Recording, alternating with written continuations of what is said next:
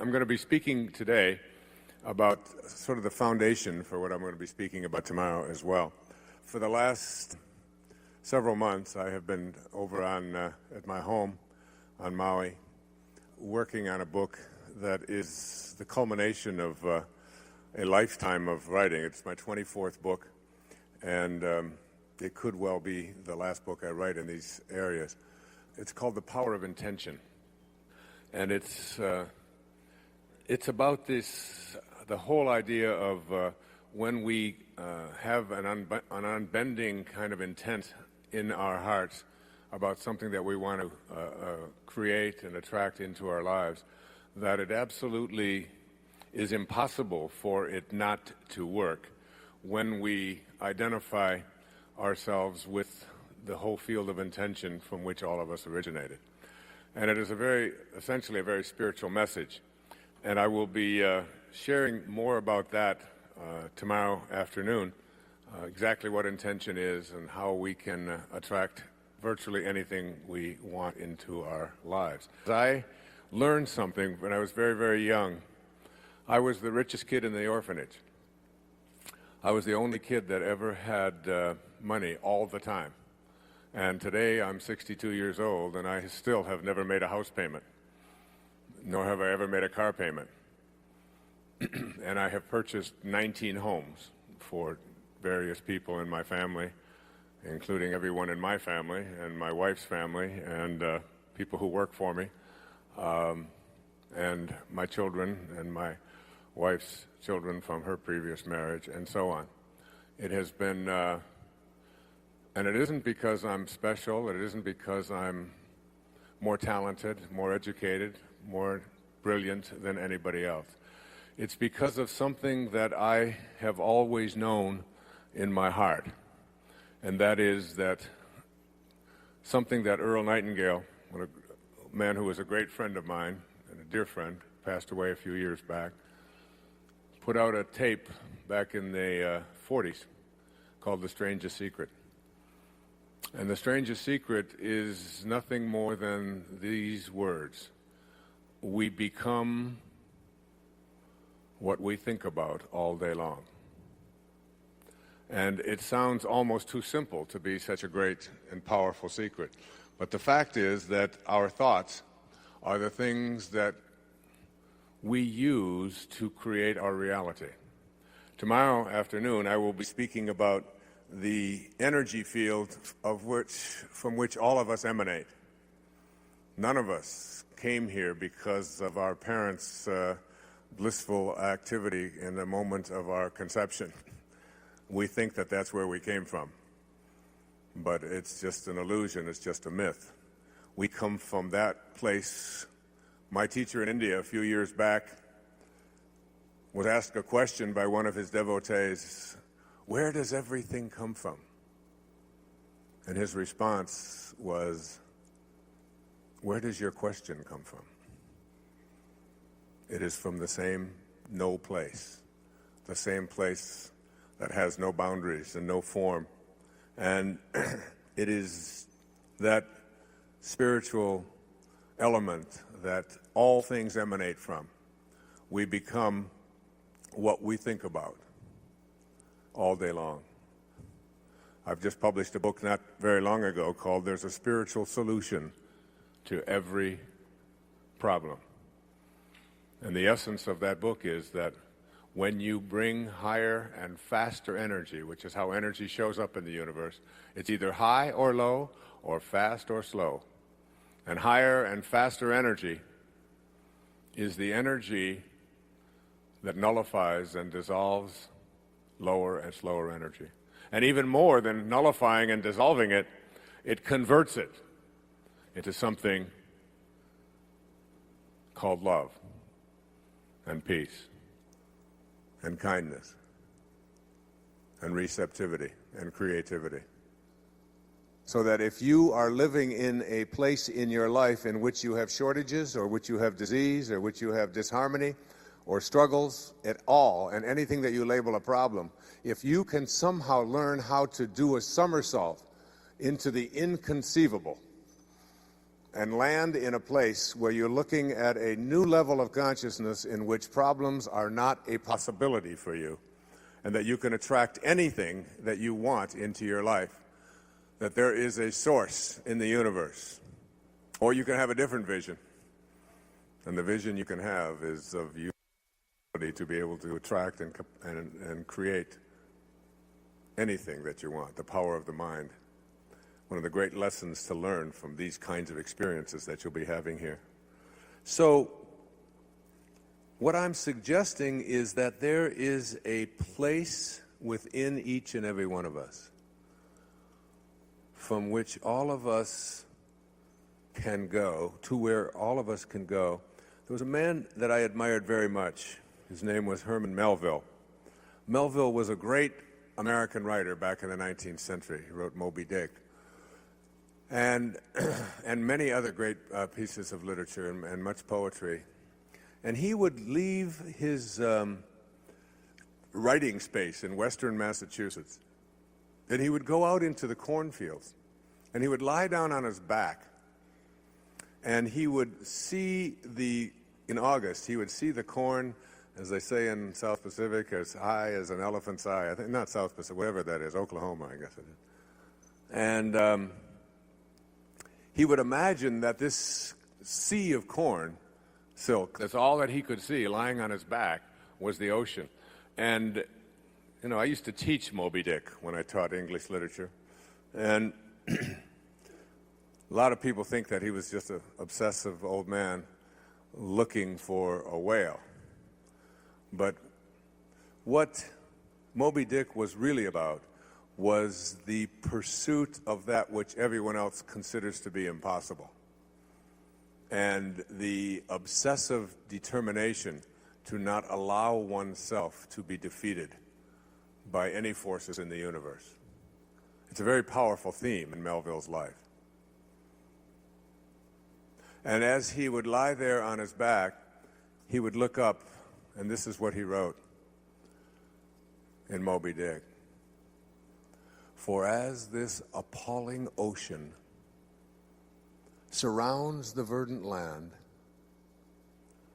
so in the soul of man there lies one insular Tahiti, full of peace and joy, but encompassed by all of the horrors of the half-lived life. You got to go to Tahiti. You got to go to that inner Tahiti, that place of peace and joy, and, as I'll be talking about tomorrow, make conscious contact with that source from which you emanated. Because most of us, when we come from that source, most of us, we show up into this world, and in this world, we take on something called an ego. And when we take on this ego, it's really nothing more than just an idea that we carry around about who we are. And we begin to believe in this idea about who we are. And this idea about who we are is something that we run our lives on. And it's really based upon the notion that who I am is what I have, and who I am is what I do, and who I am is what others think of me, my reputation, and who I am is separate from everyone else, and who I am is separate from what I would like to attract into my life, that is, from what's missing in my life. Somehow I'm separate from that. That's 5. And 6, who I am is separate from God, from my source.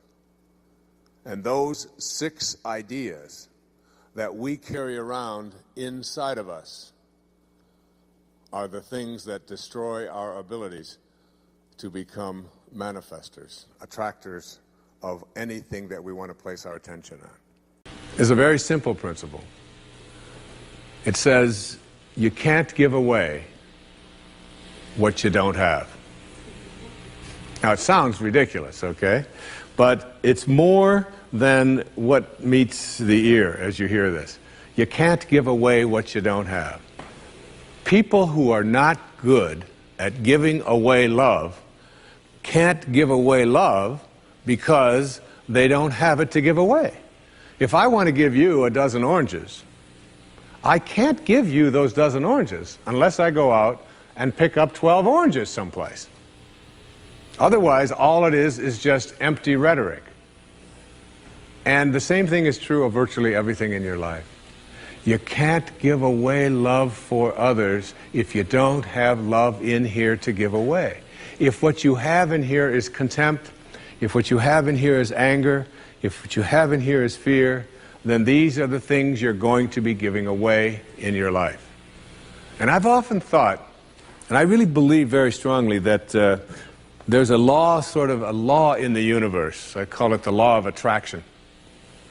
And the law of attraction is one that works like this. You get back from the universe, from the world, what it is that you put out there in the world. And if you're putting out there into the world that I am not worthy of attracting something beautiful into my life, that the universe will respond back to you with exactly that message. And there are people who come to me and who came to me for years when I had my own counseling practice and so on, and they would say to me, I just keep attracting the same kind of people, the same kind of events, the same kind of losers into my life. Why is that? Why do I keep doing that? And I keep attracting an absence of abundance. I just can't seem to attract abundance into my life. I'm always behind the 8 ball. I'm never getting ahead. And I suggested to them, I said, did it ever occur to you that that's the very kind of message you're sending out to the world and out to the universe? That the ocean of abundance is there. And you can go to that ocean of abundance and you can take a Mack truck and you can fill it up 20 times a day and take it out of there, and guess what? It doesn't impact at all the ocean of abundance. It doesn't even go down a zillionth of an inch. It's unlimited. Or you can go to the same ocean of abundance with a eyedropper, and you can just take this much out once a month and say, that's all that seems to be available for me. And the interesting thing for me is that when people go to this ocean of abundance, this unlimited world, all that I have is thine, it says in the holy books. All that I have is thine. It's all there for you. But if you believe inside that it's limited, that you can only get so much, that other people are going to get it before you do, then you'll find yourself creating that very same thing. And the even more interesting part about this, you can't give away what you don't have principle, is that if your message to the universe is gimme, gimme, gimme, which is a lot of people's message to the universe. I want this from you, I want that from you, please give me this, I have to have that. That's what their prayer is like, that's what their message is, you know, and they say, I want this from the universe, gimme, gimme, gimme. The universe's response back to that kind of a mentality is exactly the same. The universe will say right back to you over and over again, gimme, gimme, gimme. And you'll find yourself never ever arriving, but always being in a state of striving, always feeling as if you're being neglected, never feeling as if you have enough, always feeling as if you're being shortchanged, because you're constantly under the pressure to give, to get back what the universe is demanding from you. And the interesting thing about all of this, the irony of this, is that if you shift that and you say to the universe, to the world, how may I serve? How may I serve? The universe's response back to you is, how may I serve you? How may I serve you? And it's very intriguing. When you take your energy and your attention off of what you are demanding from the world, and instead saying, what can I give to the world? And it's really the basis behind that very famous line of the President John Kennedy's inaugural address. Ask not what your country can do, ask what you can do for your country. And the irony of that is, and I've learned that in my own life, that when I stopped thinking about what was in it for Wayne Dyer and how much could I get, and I began to shift and say, how can I help you? How can I give to you? What can I do for you? And people who write to me, I send them something. When I encounter somebody that needs help of some kind, I'm very often just giving that to them. And then I find that it just keeps coming back into my life. And once I shifted that energy off of what can I have into what can I give, it seemed to me that the universe responded back with the very same message. What can I give to you? And the most incredible and wonderful and beautiful abundance has flowed into my life in every way that I can possibly think of. You can't give away what you don't have. So take a look at an inventory of what you do have. How much do you love yourself? How much kindness do you have in you? How much peace do you have in you? How much joy do you have in you?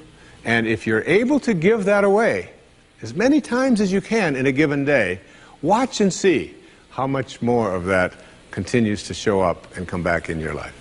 Okay? The third principle is one of my very favorites. It's called, there are no justified resentments.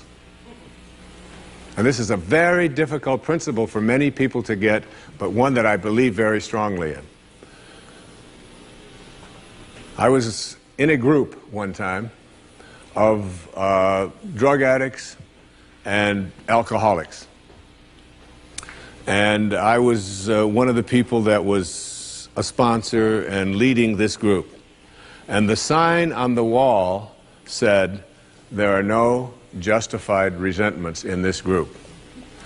And what I said to that group that night was, no matter what anybody says to you here, no matter what kind of anger comes directed towards you, no matter how much hate you may encounter showing up in your life, there are no justified resentments.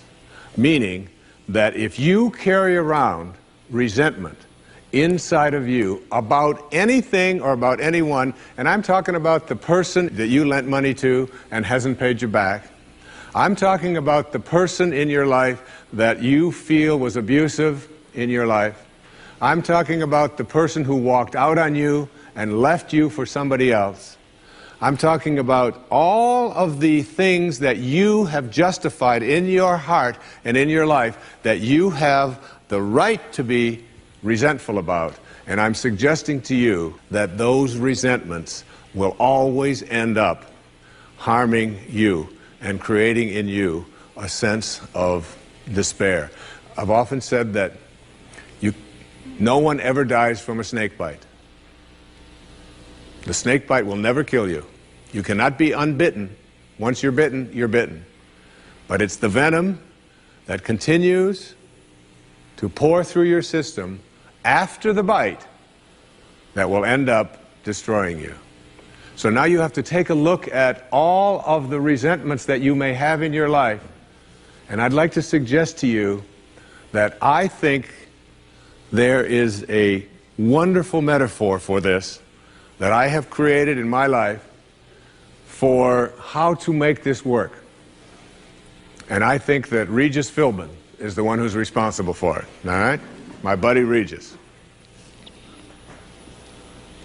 There's a show called Who Wants to Be a Millionaire that has been popular all over the world. I'm in South Africa, it comes on, all right? I was in Australia, and they've got their own Australian version. And in Greece, they have the Greek edition of Who Wants to Be a Millionaire. And basically, this show has two levels that you have to get to. Now, the first level is the $1,000 level. And at the $1,000 level, you basically have to answer a question like, on your hand, you have some digits. Those digits on your hand are called your feet, your nose, your ears, your fingers. And everybody who ever goes on the show has this horrible dread that they're going to go out on one of those questions, right? So basically, in order to get to the $1,000 level, all you have to do is answer 5 pretty simple questions in order to to get to the $1,000 level. Now, on this program, the $1,000 level for you in this metaphor means that you will leave with something if you get this. At least get this. This is the $1,000 level. You must send blame out of your life for any conditions of your life. Blame has to go. All right?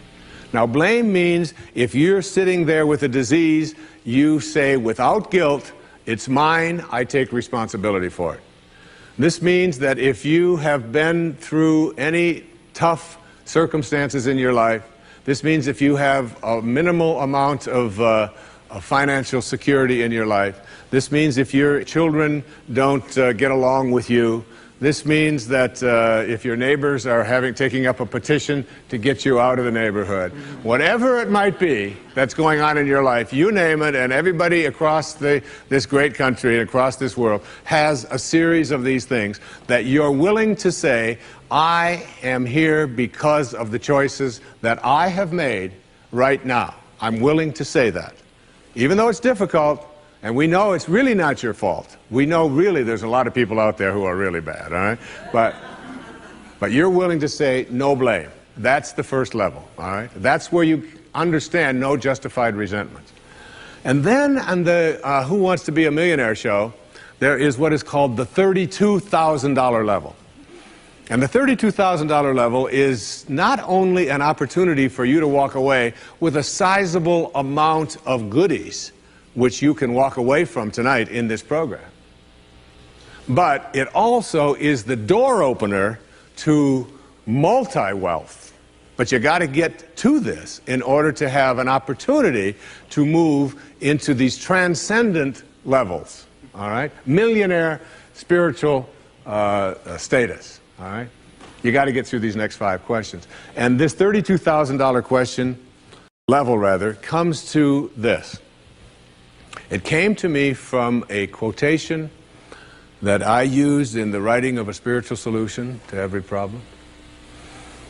I read a book that was written a couple of thousand years ago by Patanjali, the Yoga Sutras, the aphorisms of Patanjali. And one of those sutras, one of those aphorisms, observations that this brilliant man made almost 2,000 years ago, was this. He said, if you become steadfast in your abstentions of thoughts of harm directed towards others, all living creatures will cease to feel enmity in your presence. Now this translates to blame, pretty basic, no more blame.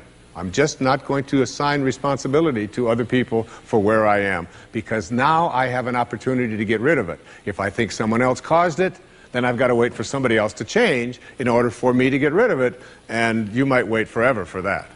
But if I take responsibility for it, I can do something, including move on, which might be the most important thing to do. All right?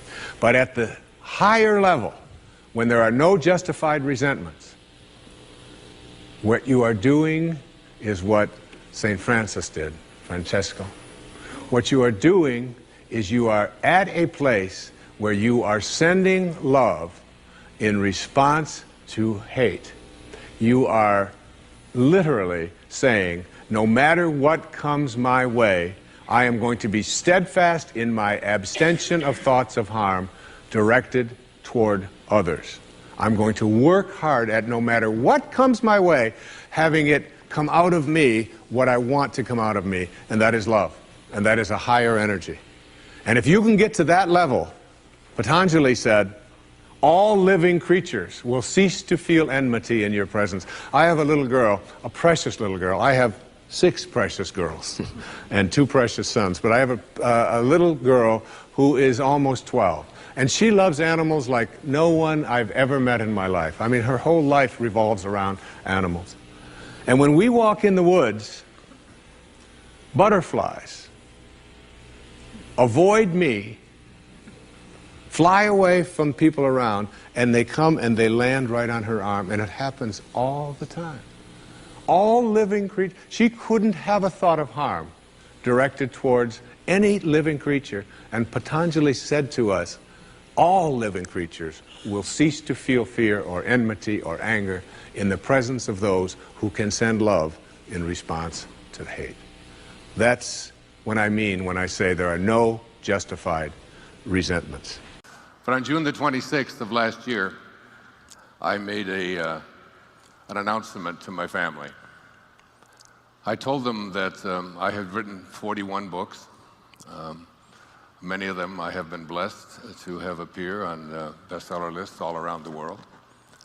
And that I was not going to do that anymore. I had completed that part of my life, and I had some other things that I wanted to do, and I wanted to just sort of take it easy now. I'm 72 years old, and I don't want to have that pressure to face those empty pages over and over and over again, as I've been doing since I was in my 30s. That was June the 26th. On June the 27th, I woke up and I began writing. And I wrote, and I wrote, and I wrote, and I wrote for the next 5 months. And I couldn't stop, because there is something inside of me that is a calling. There is something moving the pieces around that is bigger than who I am and what this ego of mine says. And it's getting in touch with that inner drive, that part of us that says, this is what you're here for. This is what you came into this world to be. I was being interviewed by the New York Times about a decade or so ago, and there was also a gentleman there who's a very famous writer. His name was Arthur Miller, perhaps the most famous American playwright of the 20th century. You've all read Death of a Salesman and The Crucible and so many others. And Arthur Miller was 91 years old at the time, and he was asked the question, are you working on another play? And I'll never forget his answer, because it inspired me in many ways. He said, I don't know, but I probably am. But I probably am. That there is something that calls all of us here. And I just want to speak a little bit about that in the time that I have here this morning. There was, I have said that if there is, I wrote these words out last night. If there is intelligence behind life, and there is every reason to believe that there is, or that there may be, and think about that for a moment. If there's intelligence behind life, and all of science points to the fact that there is some kind of an intelligence behind life, behind this body that you were hearing about in the last hour, that there's something mystical, if you will. And I brought with me just a quote from the man who won the Nobel Prize for Physics. He was Einstein's greatest teacher. He was considered the father of modern quantum physics. His name was Max Planck. And on receiving the Nobel Prize for Physics, this is what he said. He said, as a man who has devoted his whole life to the most clear-headed science, to the study of matter, I can tell you, as the result of all of my research about atoms, this much, that there is no matter as such. That all matter originates and exists only by virtue of a force which brings the particles of an atom to vibration and holds this minute solar system of the atom together. We must, as scientists, all assume that behind this force is the existence of a conscious and intelligent mind.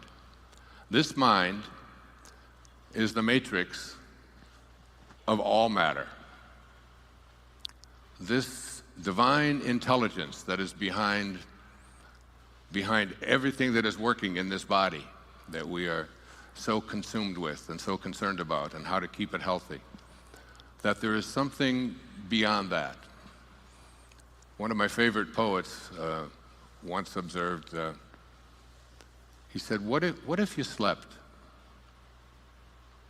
And what if in your sleep you dreamed? And what if in your dream you went to heaven and there picked a strange and wonderful flower? And what if when you awoke, you held that flower in your hand? Ah, what then? Samuel Taylor Coleridge, who wrote The Rime of the Ancient Mariner, and I wonder when I ask that question, I've done it on a couple of my public television specials, to ask that question, do you really believe that such a thing is possible? Because as I wrote out last night, I said, if there is intelligence behind life, and there is every reason to believe that there is, then all of that intelligence must be innate in each creation of that intelligence. This universal mind, or this, whatever you want to call it, divine mind, the great Tao. I wrote a book 8 years ago called Change Your Thoughts, Change Your Life, which was based on the ancient teachings of the Tao Te Ching by a man named Lao Tzu, who wrote it 2,500 years ago, 500 years before the birth of Christ.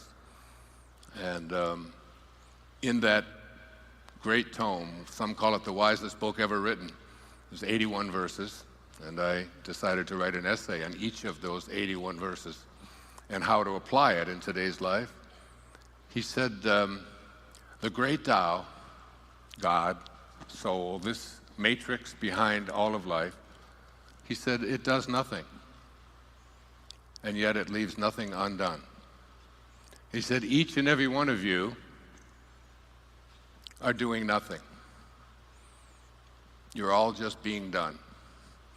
There is something moving the checkers around in this checkerboard that we call our life, that Arthur Miller was referring to when he said, I don't know, but I probably am.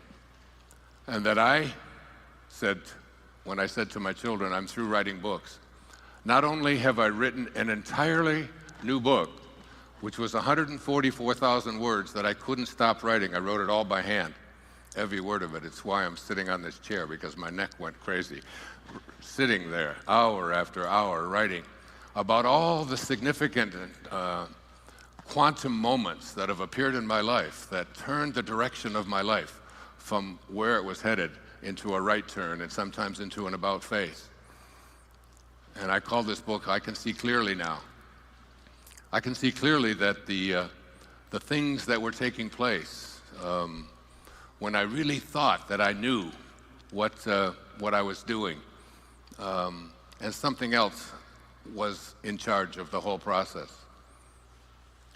One of the famous observations of one of our great humorists, Mark Twain, he said, the thing that gets you into trouble isn't what you don't know.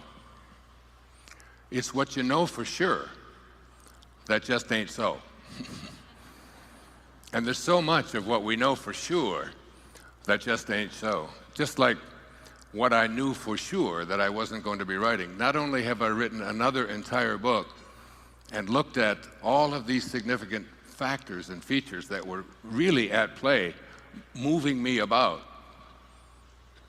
but I've written another book on top of that I'm about 3/4 of the way through, based upon how to apply the Bhagavad Gita, the great song of the Lord that Gandhi based his life on, and how we can apply it each and every day of our life. So there's a wonderful poem I want to share with you that reflects what Mark Twain was saying, that it's what you know for sure that just ain't so. It's called The Cookie Thief. It was written by Valerie Cox.